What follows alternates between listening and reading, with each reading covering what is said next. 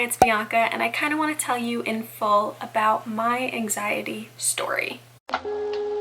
Please know if this triggers you, you absolutely do not have to watch it. I will not be upset if you don't watch it. If you just want to leave a comment, if you just want to talk about it, that's okay. You can do that. I've delved a little bit about my anxiety on this channel. I used to do it a lot more because that's really what got me out of my rut of just being in my head all the time, was creating on this channel. And then somewhere along the lines, I started coping better and kind of stopped talking about it. And I never want to stop talking about it because it's so important to me. So just know that this video is absolutely about my journey through my years and years and years of anxiety and panic and depression. So if it triggers you at all, you don't need to watch this. Let's begin.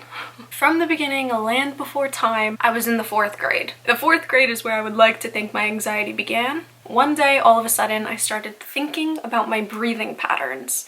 I ended up going on manual breathing. I don't know if anyone else has ever done that before. Obviously, it's a very automatic system. I was sitting in my little cubicle, 6 chairs all together. I just kind of started internally freaking out.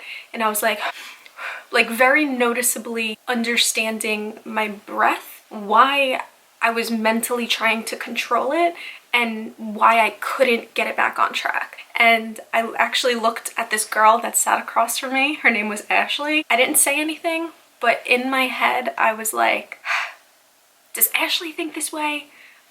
Is Ashley breathing like this? I wish I could just trade places with Ashley. And that's how I mentally got myself out of it. I didn't realize, I guess it was a survival tactic. I just pretended in my head to trade places with Ashley because she looked like she was fine.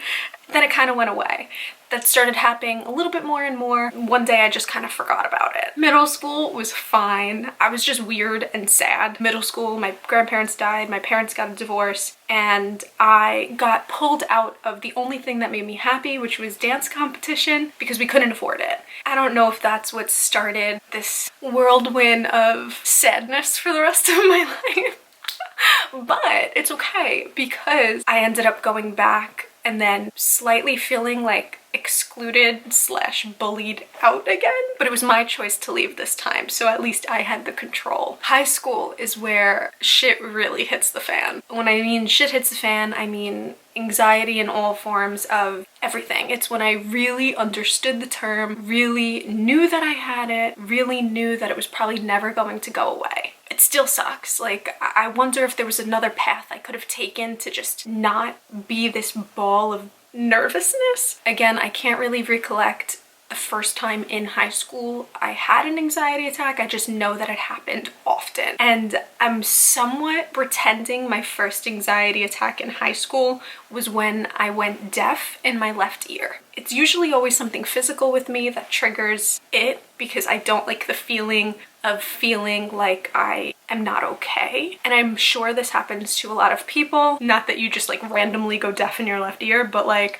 I'm sure the feeling of, oh my god, my arm is numb, am I okay? That is something that I know a lot of people deal with as well. So I ended up going deaf in my left ear, and I didn't tell anybody for months because I was frankly too scared to tell anybody. I was like, I'll just live like this forever. It was an easy fix. All I had to do is go to the doctor and get my ear drained because I stuck a Q-tip too deep in, which built like a wax wall. Kind of disgusting, but like, I don't want wax in my ears, so I'm gonna clean my ears. I ended up telling my mom, and I was like, Mom, like I actually haven't been able to hear in this ear for months. And when I want to hear, I just pull down on it. And she's like, what do you mean just pull down on it? Yeah, it like opens it when I go like this. Moving on.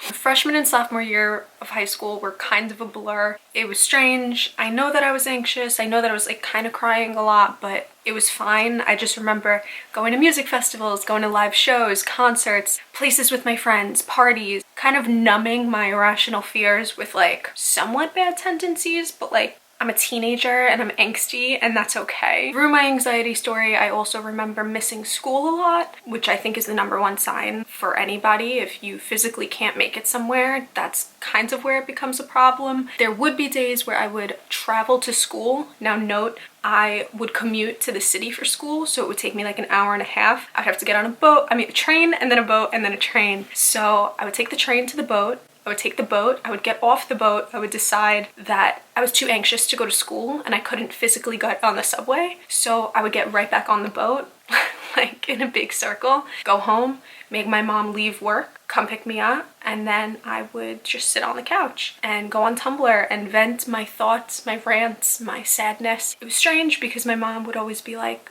well, you seem fine now. And it gave me a piece of satisfaction that like, yeah, maybe home, I am fine. But I do think that home was the stem of my issues. Being home and knowing that my mom or my dad was there for me to pick me up if I needed me felt okay. It felt a little bit better. Which is weird to think about now because it's like, you can't just rely on people to do things for you, but it felt good at the time. You are still watching this, want to insert another trigger warning. I do believe sophomore year was about the time, maybe even freshman year, I don't know, lost track, was about the time where I started to self-harm. Kind of blame Tumblr because I feel like I would not know how or what if it wasn't for the photos I was reblogging and I thought were like a mood or I thought I could relate. Like, I don't want to blame it on others because obviously I made that decision myself and it lasted a very long time and it sucked and nobody noticed, and I would just wear bracelets on my arm and I wouldn't take them off in the shower. I would just leave them there, and I feel like my parents probably just thought I was too lazy to take my bracelets off, and why was I always wearing a bandana around my wrist? They thought I was just like a little emo girl, which I was, but like I really was, you know? I remember distinctly one day I was sitting in, I don't remember if it was Barnes & Noble or a random bookstore in the city with 2 of my friends, and back in the day we would bring our point and shoot digital cameras and we would always take pictures, no matter if you were sad, happy, crying, doesn't matter, you would just take pictures. That was a thing. It was for Tumblr. It was just that era of high school, and I went like this, you know, like cheese, and my thing came like this, and my friends, like, I had never seen their faces be so not knowing what to say, and there is nothing you could really say in a situation like that. There's nothing to make it better because the damage is already done. And I think it was at that moment I realized, like, maybe people do notice and they just don't say anything because there's not a proper protocol to follow at this time. Again, this is like 2010, 2011, 2012, so like the world has evolved a lot from that. I think there are better ways to deal with said situation now, but back then it was a little like taboo still. Anyway, moving on. Like I said, high school was wild for me. It was a mental journey. Junior year, I developed an eating disorder. I'm sorry, this entire video is very triggering, but I like need to just get it all out for once, and it's out there, and hello, I feel like if people followed me on Tumblr back in the day, you would have had already known this due to all of the thinspo posts, and just overall, I would vent my feelings. I was not secretive at all on Tumblr. Like, you probably knew more about me if you followed me on Tumblr than you did if I hung out with you in real life. That goes to show something, I think. I was okay. Not really, but I got through it, and that's all that matters. So if you're struggling with something like that, there is literally a light at the end. That's it. It's just, I don't know why I was that way. I don't know what really made me be that way, but it happened, and that's a part of my story, and that's okay. I'm not embarrassed by it at all. I just felt like nobody noticed, so I just kept doing it more and more until somebody noticed. And then one day my friend, who I ate breakfast with every single day, noticed for the past month I wasn't eating breakfast, and she was like, "You telling me you're not hungry?" And I'm like, "Honestly, I'm too sad to eat." And like, I don't know if that was the stem. I don't know what was the stem, but I never quite figured that out. It's not something I try to like reopen. There's a bug, ew. Anywho, I had my first panic attack one night after I smoked, and I don't do that, like at all, literally ever. since that moment in time. I was shaking for 3 days. I made my friend's older brother drive me home. I didn't tell anybody. I hid under my covers and I just cried. And it was the scariest moment of my life. I still think about how traumatic that was and how I woke up the next morning just like this. And I sent my body into a shock because I couldn't get out of my head. I was stuck in my head, and like, I was always stuck in my head, but this was like way worse. This was a feeling of being stuck like Squidward, alone, alone, alone, alone, alone. And I thought I was going to be like that forever. I can't stress that concept enough. It's enough to send you into like a nervous breakdown. But on the second day of my senior year, I was on the express bus going to school. I remember exactly what I was wearing. I was wearing navy blue American Apparel high-waisted shorts, high socks, a black tank top, and I think I was wearing my creepers. I got off the bus. As soon as I stood up, my legs went numb. I was just trembling. There was nothing that I could do to hold myself up. I instantly started crying because I'm somebody who kind of cries at everything. Like, if you pinch me... Nah, that's not true. Physical things aren't gonna hurt me, but like mental things are gonna hurt me anyway. I couldn't breathe. I was 17 years old. I found the nearest bench, but it wasn't really a bench. It was kind of like the circular tree pot thing that people sit on 34th Street. I like crawled my way there basically. I was trembling and I couldn't breathe and I didn't know what was wrong with me. Everything was dizzy, like the street was spinning. The weirdest feeling I've ever felt. I realize now that it was a panic attack, and I called my dad. Luckily, I don't know how, through the tears, it was like the strangest miracle. I was able to call my dad. He was in the city because he works there, and he raced to get me. He was like, "Where are you? Where are you?" I was like, "I don't know. I got off at the first bus stop. I'm on 34th Street. I think I'm on the Macy's side. I don't know." And I told him the wrong side of the street because I literally was so disoriented. I don't do that. I'm very amazing at directions. And I told him the wrong side of the street. I literally didn't know where I was, you know? He came, he pulled up, he was like yeeted. Like, I remember the car being like diagonal because he was looking for me like in the crowd of people. And I was on the phone with him the entire time. Well, what am I gonna do? Sit there and just like die? And get it together. And yeah, whatever. I remember him picking me up, bringing me back home, like literally driving me all the way back home. I laid in my bed and he was like, "It's okay, maybe like you have a stomach ache, like maybe you're okay," you know, making up reasons for like why. And I believe I went to the doctor the next day and I told them whatever. They just always were like, I think you have anxiety. Like, they would always just kind of say the same thing over and over. It has to be something else. Like, there's something wrong with me. There's no reason for my body to be going into shock at random points of the day. You know, I'd get very angry and then I kind of would stop going to doctors because I just felt like they didn't get it. But they were obviously spot on, but they didn't quite explain to me that mental things turn very quickly into physical things if you don't take care of it. Yeah. Moving on to college. I was completely fine freshman year. I loved everything about it. I went abroad to London. When I came back, post-travel depression, I've obviously been depressed before, so I knew what it felt like. It was just the inability to get up, the inability to move. I couldn't think, I couldn't focus. There was nothing that was bringing me any sort of happiness or joy.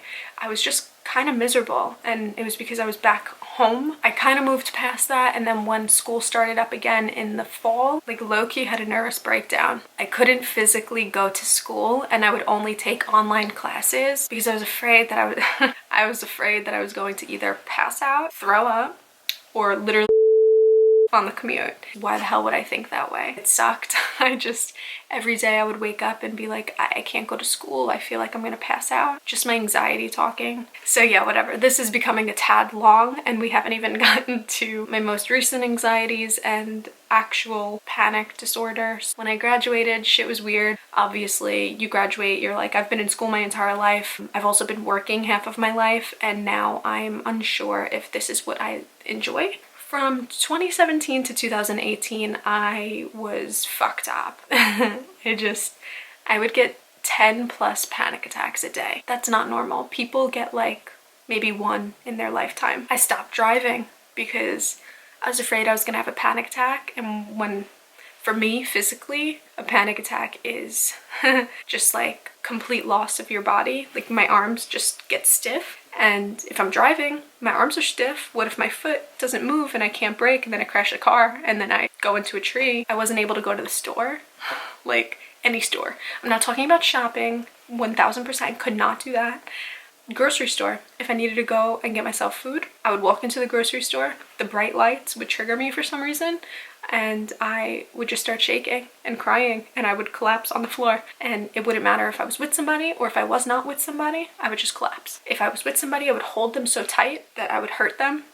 If I had to pick up food, like I had to go into Subway and order food, I like couldn't get the words out. I want cheese toasted, and I would stand there and twitch. They'd be like, what do you want? And I'd be like, tomatoes and lettuce and spinach. You know how to talk to people. You're a very sociable person. You're outgoing. You're a social butterfly, as they all used to say. How come you can't talk to this man and ask him, tell him what you want? Why are you making his job difficult, Bianca? Everyone's now noticing you having a twitch. Everyone sees your eyes are glazed over. Now you're crying. And now everyone's like, oh my God, why is she upset that he didn't put enough peppers on her sandwich? And then it just spirals into that, and then you leave the store and you just start crying. And it made no sense. I would wake up and I would just start crying. I would wake up and I would literally, as soon as my eyes would open, I would just start crying. And to be honest with all of you, I couldn't even walk my dog. It was to the point where it wasn't about going out, it wasn't about leaving the house. It was hard for me to walk from my bedroom to the kitchen. I was too scared to go to the kitchen to get water, even though I was dying of thirst, and if I didn't drink right now, I would dehydrate and pass out. Or at least that's what my anxiety told me. It's not that I can't live like this, I just can't live like this forever. So I found all of you. I just started creating stuff, so I had a purpose to wake up. There was a reason for me to get up and to make something. I don't care if I post once every 3 weeks. I'm making a video and I'm gonna work on it and I'm gonna post it and I'm gonna do something to jog my brain, because I can't live like this. So I would like to say that there is somewhat of an end to the craziness, but it's not. There's something that you live with forever. You're not trapped in a tunnel forever. You could get out and now you're on a bridge and now you're just seeing some pretty views. It's a scary whirlwind roller coaster, but it is not the end. And if it means anything to you, just know you're not alone. I know YouTubers and people say that shit all the time and like they probably don't mean it, but I swear to fucking God, like, you are not alone, because you have me. You have somebody who is living proof of. I had never met somebody in real life like me, was so woo, yeah, and then just like couldn't even talk to friends until I started hearing stories on the internet about it. I feel like all of you are my friends in this. Anybody who I've ever come across that said, oh, that's happened to me before too, don't worry, like, you're okay, we're in this together. Just know, like, that means the world to me, and I want to be that person.